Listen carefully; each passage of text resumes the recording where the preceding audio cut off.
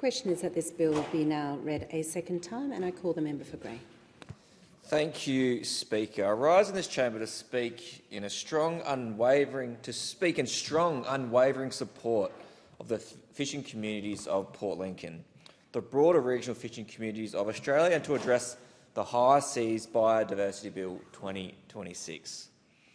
Unlike everyone from the government on the other side of this chamber, I will not just boringly read out sanitised talking points you are endlessly repeating. The people who elected me, the people whose livelihoods are directly impacted by this legislation we debate in this room, deserve far better than bureaucratic echoes. They deserve honest representation, and they deserve a measured, realistic critique of what this legislation actually means for their futures. Let me say clearly at the very outset, this parliament should absolutely support sustainable oceans and biodiversity.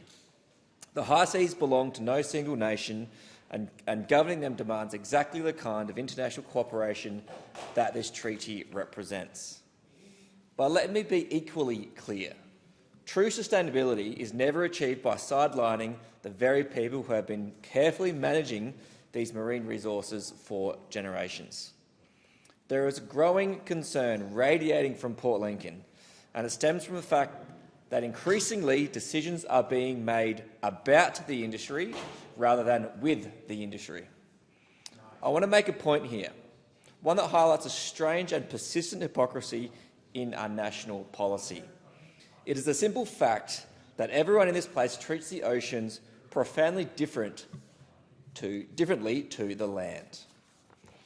When a farmer harvests the land, works the soil and produces food for this nation, they are rightfully championed as heroes of food security. We celebrate them. Yet when our fishers head into the oceans and harvest the sea, providing that exact same service of feeding our nation, they are treated with suspicion. They are treated not as stewards, but as environmental risks, poachers to be mitigated and managed.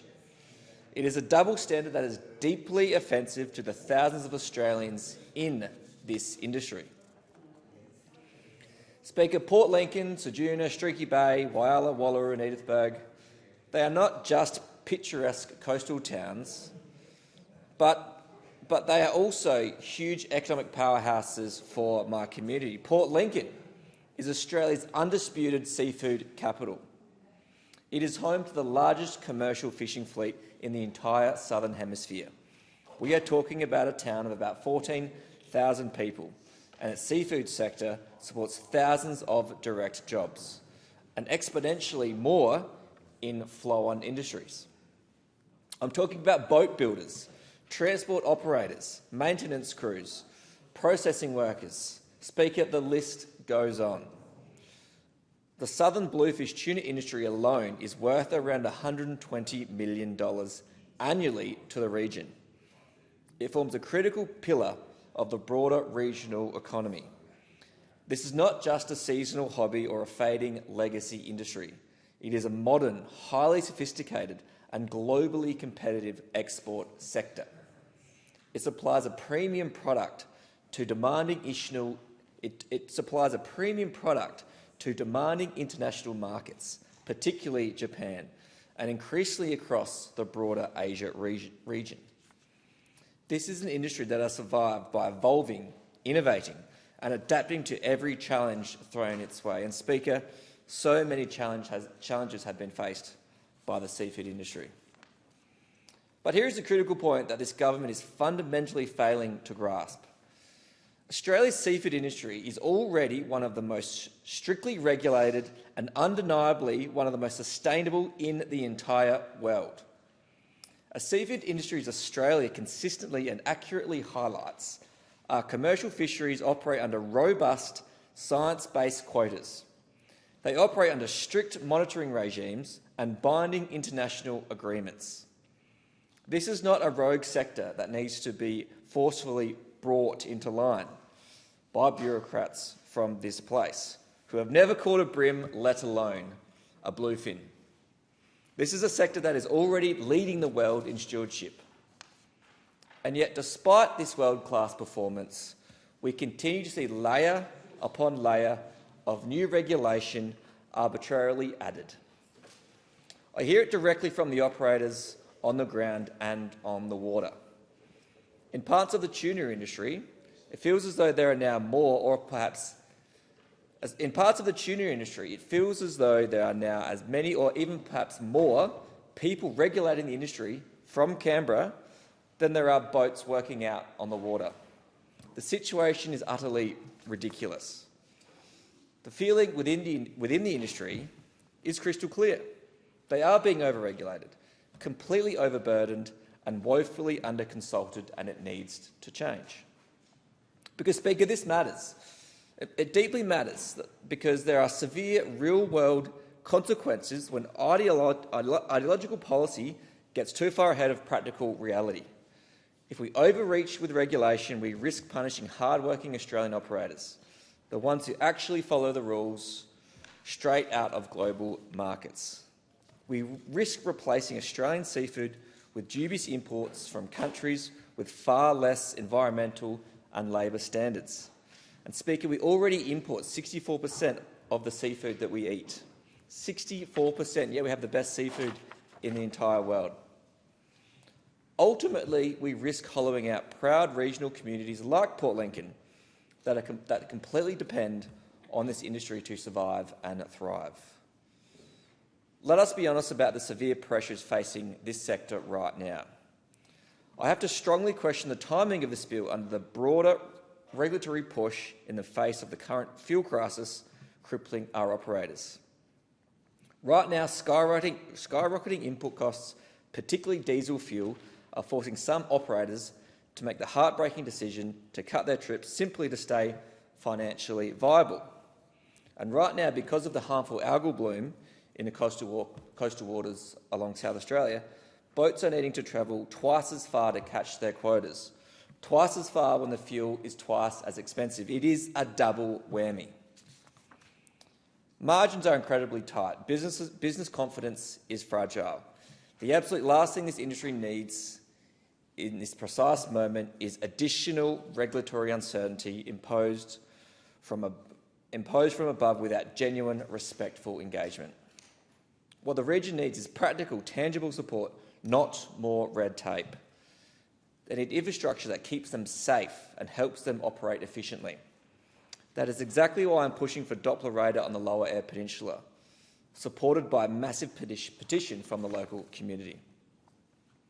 A Doppler radar would provide critical real-time weather data to keep our fishers, our farmers and our communities safe. This is the kind of practical investment the government should be focused on.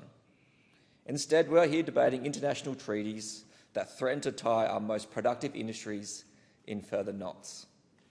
Seafood Industry Australia has been exceptionally clear on this matter. They fully support strong, decisive action against illegal and unregulated fishing. They support long-term sustainability, but they also desperately call for practical, workable frameworks developed in genuine partnership with the industry itself. That is a key word, partnership, because the people of Port Lincoln are not environmental vandals. They are the true stewards of the oceans. Their livelihoods depend on it. Their families depend on it. Their entire future depends on it. Which brings me to the specific mechanisms being championed in the wake of this bill. We hear a lot about marine parks, but let's be honest with the Australian public. Marine parks, they have a fun name, a very friendly name. It sounds like a place you can take your kids on a Sunday afternoon. But we need to remember, and we need to call them exactly what they are. They are exclusion zones. They are lockups.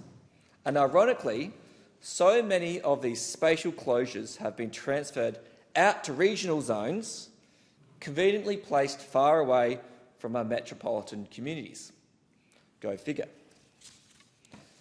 The city voters get the warm, fuzzy feeling of saving the ocean, while the regional workers lose their livelihoods. It is a disgrace. My deep concern is that this treaty could very easily become a Trojan horse for further domestic closures. What we must avoid at all costs is giving away our adjacent waters to the world to create massive, unprecedented marine protected areas between Australia and New Zealand. ultimately closing off our future food bowl to satisfy international optics.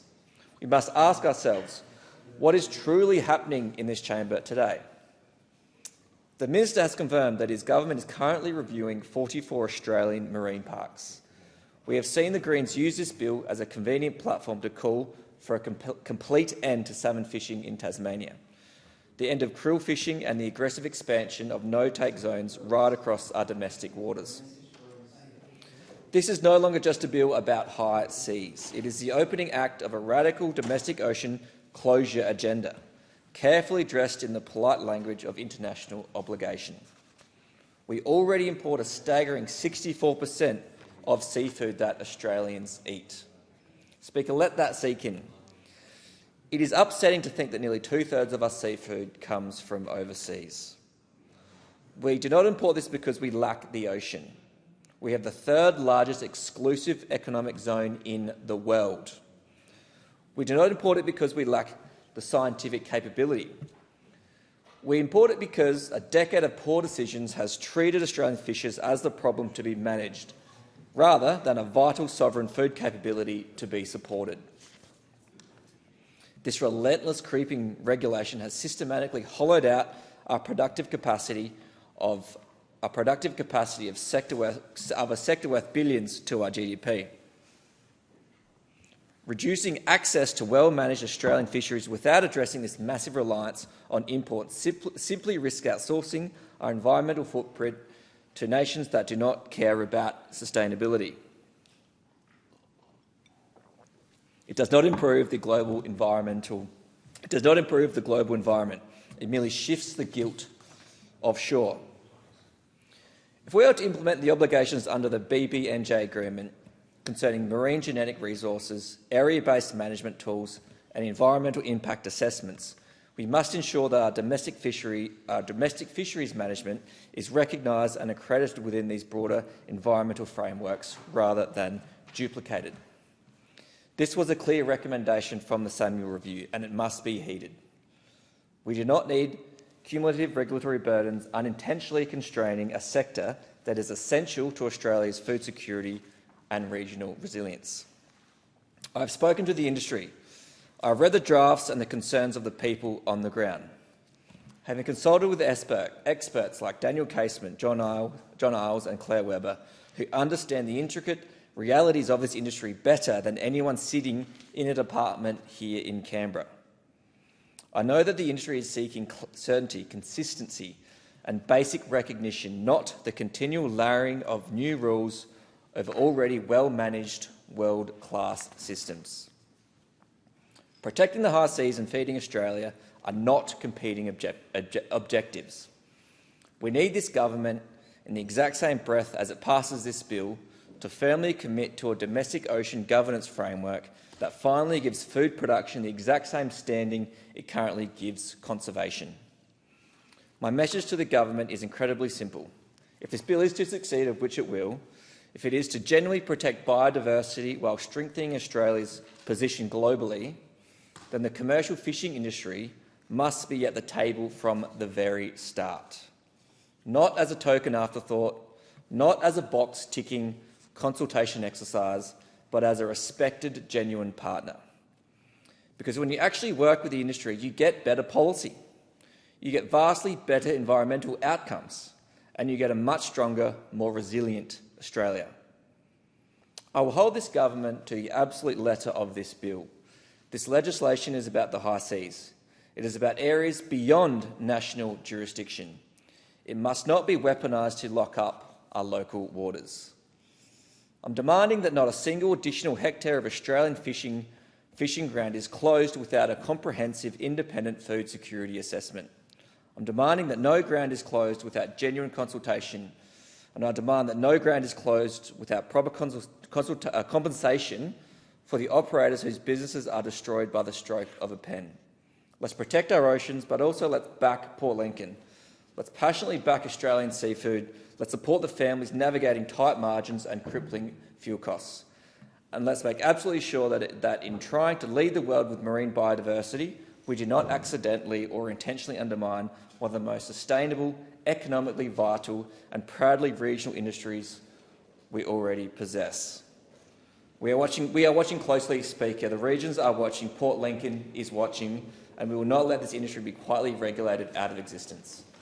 Thank you. The question